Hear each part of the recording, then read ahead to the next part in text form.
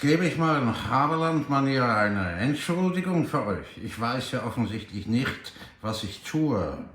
Sie wissen es ganz genau.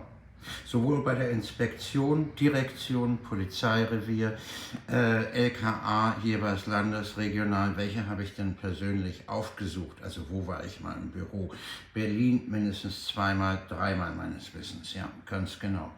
Also wenn es dann um die Büroräume ging, dann nicht nur um den Eingangsraum, ja. Woanders dann nicht, ganz genau. Aber dann gibt es natürlich noch die Gerichte. Und die dann freundlich fragen, ob die Gerichte jemanden wie Haberland, den Pensionisten mit Vorgeschichte, beauftragen können, damit er schreiben kann, was er will. Genau.